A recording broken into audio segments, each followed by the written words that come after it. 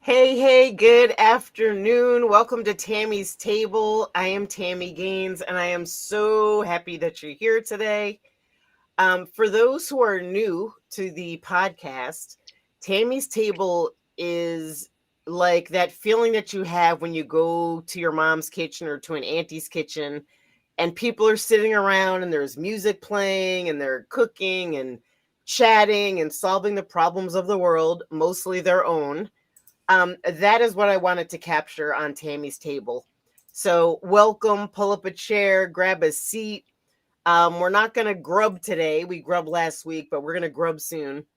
But listen, I'm super excited. We're all about talking about building resilience. I think particularly in the world that we live in today, you got to learn how to bounce back and bounce back stronger. Despite what you're facing, and you're going to always face something. And as we look at the news and we look at the world that we live in, man, oh man, we'd be such a better place if people were more resilient, emotionally resilient in their relationships. So I am inviting you to take this journey with us to resilience. And I want to encourage everybody, if you're listening on Facebook or if you are on YouTube, you could type your comments in the chat and we'll see it and respond to it. So with that, I want to introduce my very special guest. She is amazing. And we laugh because I had to fly halfway around the world to India to meet my sister who lived in California. But I want to welcome Jen Saunders to the show. You there, JJ? I am here. One Awesome. second. Welcome. We're trying to figure out. There we go. Oh my gosh. Brian, thank you. Yes, I am here, and I'm so happy that I traveled halfway across the world to meet my sister, Tammy Gaines. It's been such a pleasure. Oh, man, absolutely. You inspired me for a couple of reasons, and I want to drill down into a few. First of all, so we met in India. We were speaking in front of whatever it was, 750,000 people. And we were working on our speeches, and somehow you realized that what you were being told to say was not in alignment with who you were. And I think that's so important. So can you talk about that journey, that journey from speaking your true self, which I think a lot of people just don't do?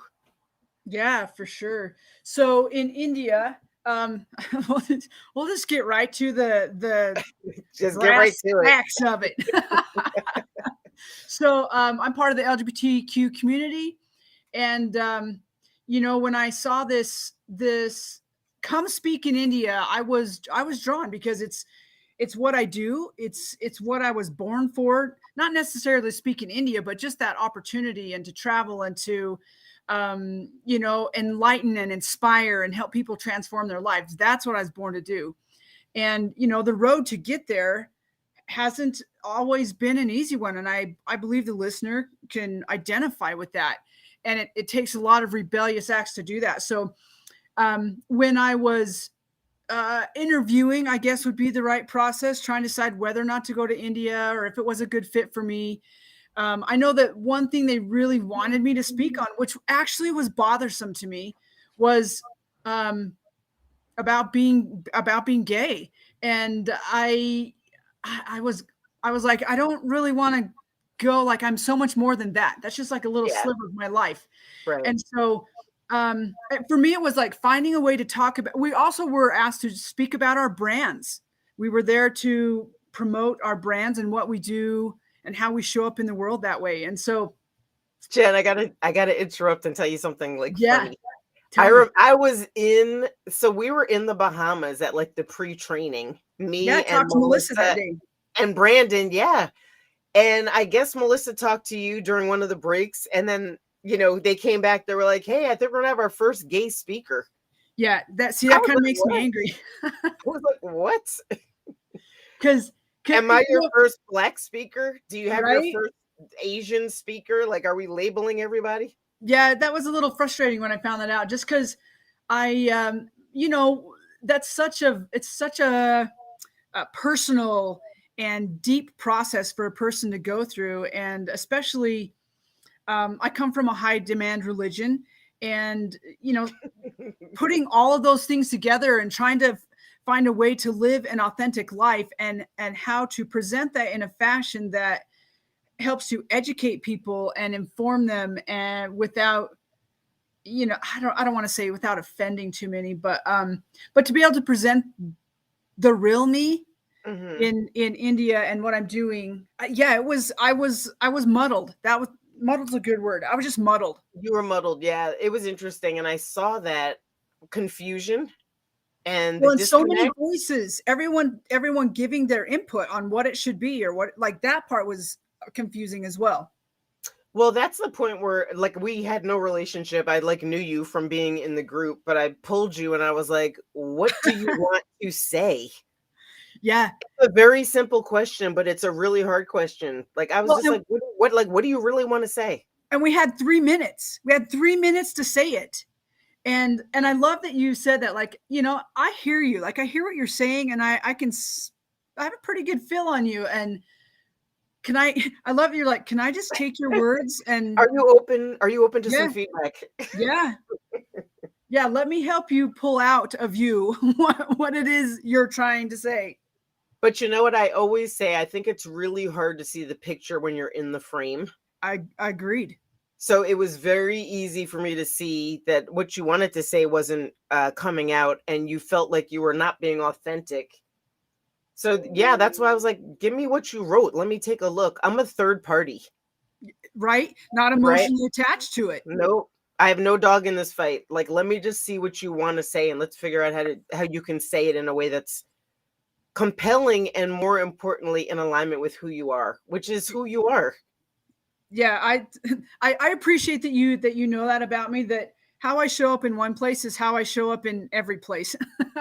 I just I just know how to be me, and I'm on a journey to have deeper understanding of that, what it means to be Jennifer Saunders, and then to allow, those lessons for myself to spill over into other people's lives as well.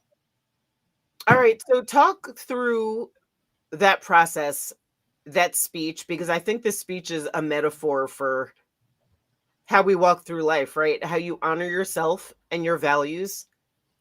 Um, how you stay true to yourself in the face of all those voices. Like, there was a bunch of people telling you what you should say, Yeah. but you found your way to what you wanted to say. So Well, there's a journey there that's worth talking about, because I think a lot of people can learn from it.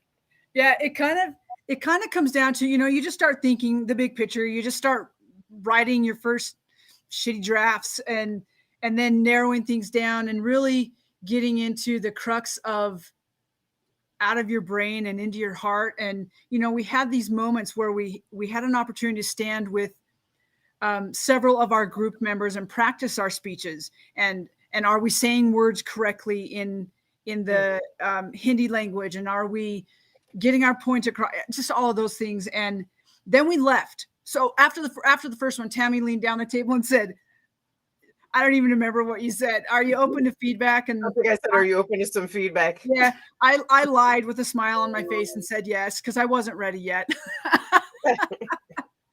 And we went to a meeting outside the hotel, came back, and had an opportunity to meet again with the same people, and without any corrections, stand and give the same speech. And in my mind, I just kept thinking, why would I give the same speech? Nothing has changed in it. I would Mhm. I would be saying the same thing. And so I intentionally waited to go last. I listened to everyone else give their speeches again, And I was mustering up a little courage, to be like, because when it came time for me, my name was called, and I just looked at the facilitator and I just said, I'm not giving my speech. And they looked at me and I said, why would I give the same one I gave 2 hours ago without any corrections? That's not going to help me. And I just said, there's so many voices and opinions going on about how this should be written, and I'm not going to give it. So they had me sing instead. Such a rebel. I loved it. There was like, I don't know, 7 of us, and they called Jen's name, and she was like, no, I'm not speaking. I'm not playing your reindeer games because I'm not ready to. Yeah. Which I thought was brilliant, because you totally changed the tenor, which is what we need to do in life sometimes, right? Absolutely. You become defiant and potentially you start a movement, which is exactly what you did. We all were like, yeah, you know what? We're not giving our speeches again either. We're going to sit and write and workshop. Well, we changed the whole outcome of the rest of the entire day, and actually the outcomes of the rest of the trip. The entire thing. Yeah. Because we then made it about us instead of somebody else. So were you scared when you were working on like the new, so we could be transparent. So I said to Jen, like, I think you should go have dinner and give me your speech. Yeah. Because I'm not you, and I think I know what you're trying to say, so let me take a shot at it. Yeah. How did that feel? That was, man, it's kind of like handing your baby over to a babysitter for the first time, It's like it's like taking a piece of this very intimate piece of you and saying, this is the baby inside me, and I'm going to hand it over to someone else to possible judgment. Yeah. Like change up, correct, all of the then training and thinking that has played in, like, wait, this is mine. And then I remembered, like, wait a second, she's asking to assist with what I've done to help hear it and mold it and bring out what I've said more. And I was surprised. I was actually able to find this space of peace where I very easily handed over my heart to I want to say, like, the potter or the silversmith, and the person who just knew how to make what I was saying more pure. Well, in the meaning, it wasn't just what you were saying, it was what you were feeling. Yeah. And then, by the way, I immediately started freaking out. So you went to dinner. You took my daughter to dinner. Like, I was up in the room. Like, I was like, why did I offer to do this? This is so crazy. I know. I was freaking out. Like, trying to interpret somebody's heart is a very big challenge, but I think it's something that we should all work on. Yeah. Well, like, and I interpret somebody's intentions. Yeah.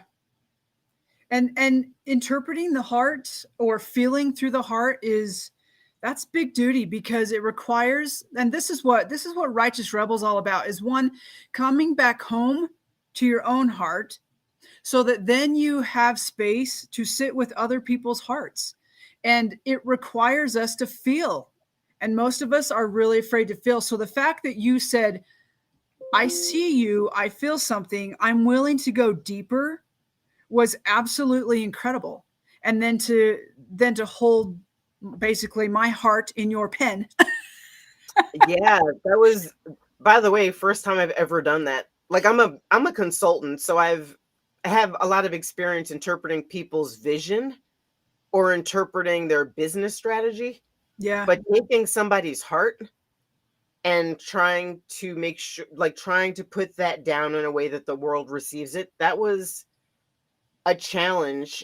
And I think it's an interesting skill that we can probably build. Absolutely. Like, you can actually build that muscle. It's like empathy, but at a whole nother level of empathy. I was going to say, it's empathy on crack. Yeah. We don't support that here on this show, but yes. Well, crack could be caramel or caffeine. Yep. Wine. No, I totally get it. Hey, listen, let's take a quick break. Perfect. When we come back, I want to dive into what it means to be a righteous rebel. So we'll Awesome. be back in just a second. 6 years ago when I started Soulivity, my vision was to support everyone in improving their life through the discovery of their passion and purpose, so they could become the best version of themselves, to battle fear and ignorance, and create a better world today. Get inspired to live your passion and purpose. Visit Soulivity.com now. Hey, welcome back to Tammy's Table. Want to encourage you, if you're watching on YouTube or on Facebook, you could drop your comments in the chat and we can respond in real time. We are back with my very special friend and guest, Jen Saunders. You still there? I'm still here. I was just dancing, listening to you talk, being so excited that I get to be here with you at Tammy's Table. You are so amazing. All right. So listen, I have had the pleasure of being completely immersed in your spirit for just over 10 days, like about 10 days. What does it mean to be a righteous rebel? You are one. Oh my gosh. But how do you define that?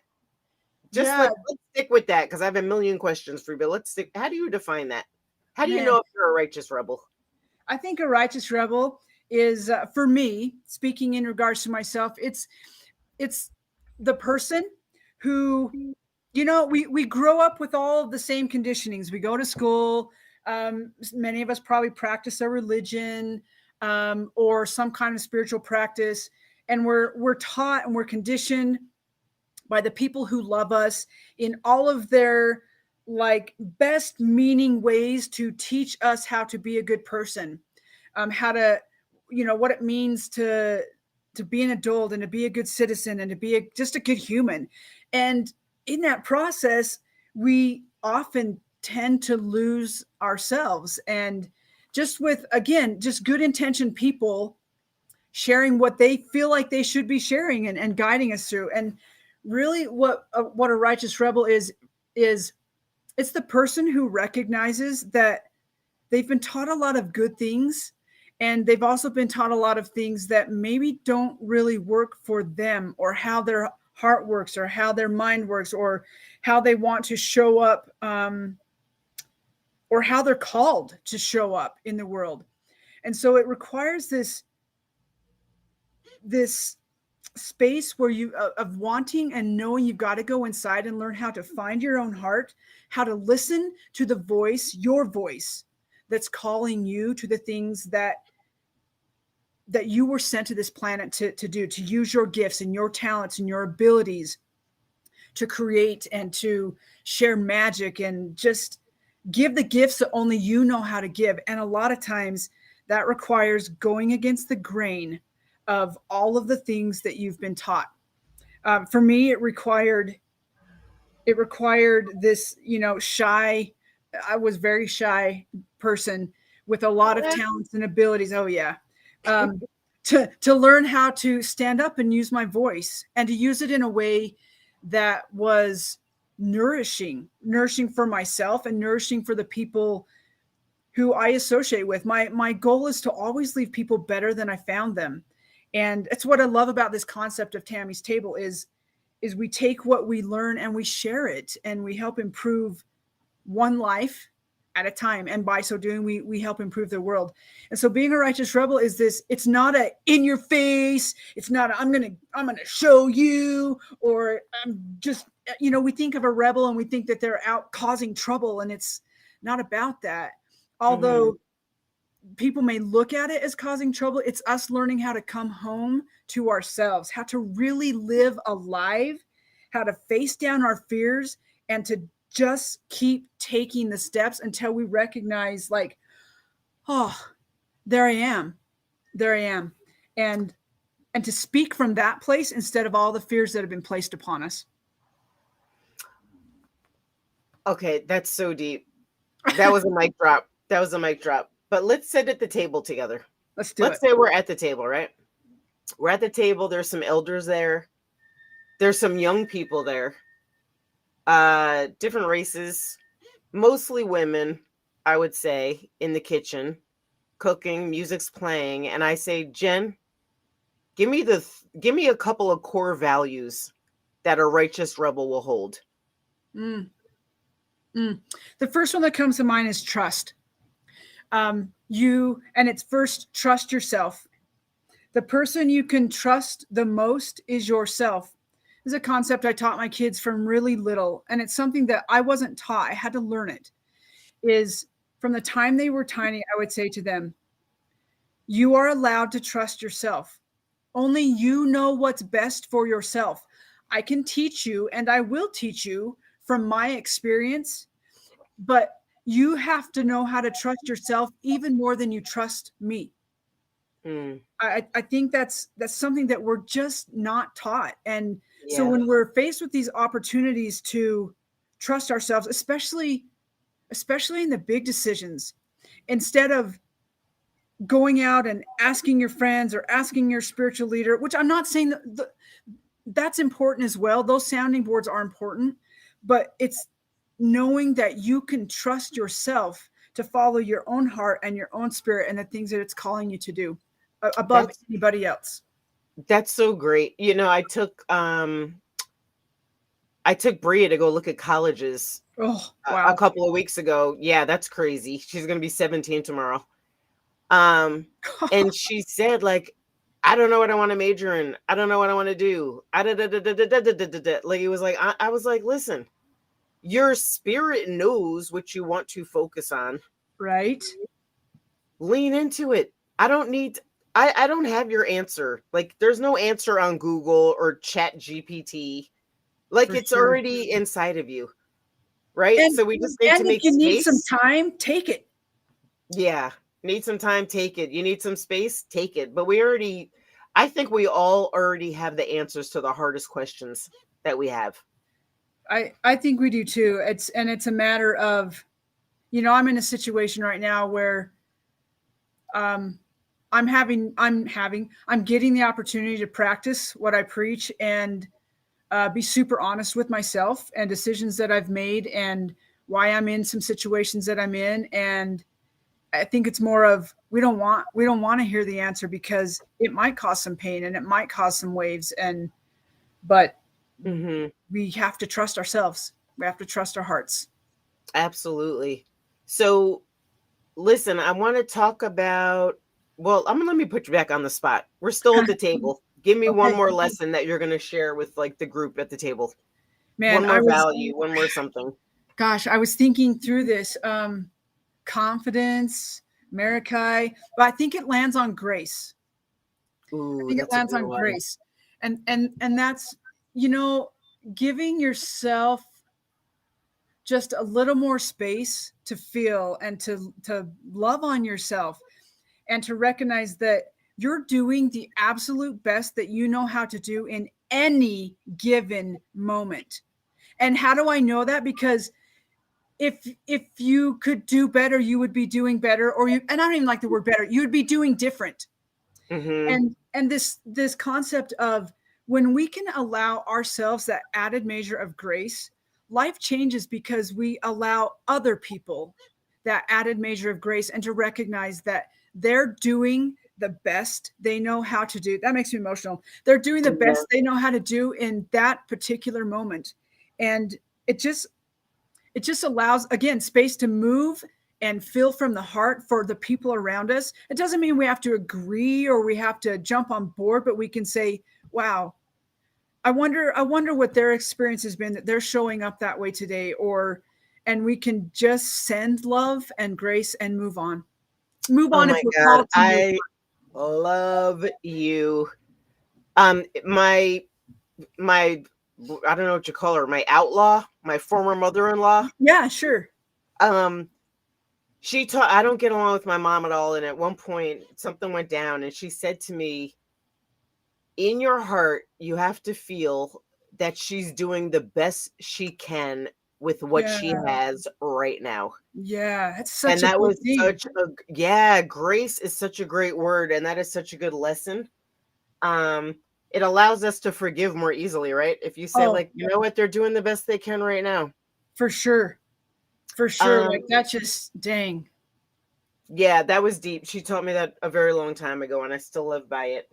I just So when I learned to do that, I can honestly tell you that my life changed and my world changed, my worldview changed, and you know what? I don't get it perfect because I wear skin. I get the opportunity to be human just like everybody else, but I know it, and when I practice it or I pull that tool out and hone it more, like things change. Life becomes sweeter. People become sweeter. well, and it becomes more peaceful because you're not Yeah. holding on to stupid shit, Yeah, right. you know? We don't Um, have room. We don't have room or time for that anyway. There's too much amazing stuff to get busy with. exactly. So speaking of getting busy, let's talk about your adventures. Like Oh my gosh. where so Righteous Rebels basically does outdoor adventures to build like your inner spirit and your inner strength. Talk to me about your adventures and how they can help build resilience. Yeah. So this started with my own personal adventures, learning how to run. I'm a long distance runner. I've run up to a distance of 100 miles. And it was this life Okay, changing moment. Forrest Gump. Yeah, 100 miles. Run, Jan, I, run. I learned how to, I didn't use music. So I learned how to be with myself for hours and hours on end. And, I climbed the Grand Tetons and I had this opportunity to do hard things. And I thought, wow, I can overlay this amazing hard experience and what I'm learning about perspective and strength and taking one tiny baby step after another to the top and facing the fear of, hanging on a rope and climbing up chimneys and looking down to what could possibly be my death. And um, those experiences changed me, and it built this seeing the world in a different way. It changed my perspective. It helped me understand that, standing on top of a mountain that's 13,770 feet tall, looking down on the valley where you live, just you feel so much bigger and you see things differently. And so that's the experiences that we are creating for you, the listener, and for you, Tami and Brian, and whoever else is listening, is that I love this idea. The physical body learns the slowest. Our mental, emotional, spiritual bodies all learn pretty quickly. It's our physical bodies that learn slowly. And so I love this concept of taking experience. I love experiential learning, and I love the nature learning. It's so beautiful and perfect and natural, and putting them together so that when we're out doing an experience, so the two we've put together, one will include some horseback riding, river rafting. It'll do, we're going to do hot pulls on the river and pictographs and put you in places that feel a little bit scary so that you can learn to face that fear and recognize that it's not going to kill you, but it gives you an opportunity to have a conversation with it and hear what it's trying to teach you, because it's trying to teach you something. And then how to keep taking those baby steps all the way through the experience, getting behind the guardians of the mind that are saying, you can't do this, I'm here to keep you safe, and to recognize that, no, I'm far bigger and far greater and stronger than any of this that I'm experiencing. And so that when you walk away and you step back into your, I'm air quoting, real life, you recognize that you just came from your real life, and that anything that shows up in your everyday living, you already know how to master because you did the hard thing in a physical, experiential kind of way. Oh my God, Jen, I love you so much. Oh, our second That's one so is deep. a six-day river trip, like rafting, where we're going to teach you all kinds of things about what I just said and leadership as well. Yeah, I love these trips. So Jen has a trip from June 7th to June 11th in Idaho, which is the horseback riding and rafting Yeah, trip. we're calling that travel to greatness, giving you different opportunities and ways to travel inside of your greatness to expand your comfort zones. All right. And then August 14th through the 19th is totally on the river. Totally right? on the river. You'll spend one night in the lodge, and then the rest of the time is on the river. for All like right. Well, 100 miles. I'm pretty sure I'm just going to come to your house and stay with you and not do all of this. No, I'm only kidding. I love the concept. I think it is tremendous. Thank you. I am somebody that has done adventure, I think accidental adventures that have helped me like find my resilience and find my strength. But It Jen, happens. I challenged you, which I'm going to put another challenge out there. I want to do an adventure on the air with our listeners Yes. to show them what the experience could be. Yes. Are I you am down? I'm looking forward to that, and I'm totally down. Totally All down. right. All right, cool. So Jen is going to be teaching. So in addition to Tammy's Table, you can go to tammygains.com, and we are launching a virtual university that is all about building resilience. And Jen's going to be one of our trainers. Whoop, whoop. So I am super excited to use virtual reality to bring this all to pass. Listen, girl, thank you so much for your wisdom and for sharing yourself with us. This has been a pleasure, and I look forward to it again. Yeah, absolutely. I'm going to suck you right back in. Listen, we are live every Monday at 12 o'clock lunchtime, Tammy's Table, Gab, Grub, and Growth. We look forward to hearing you back again next week. Thank you. Take care.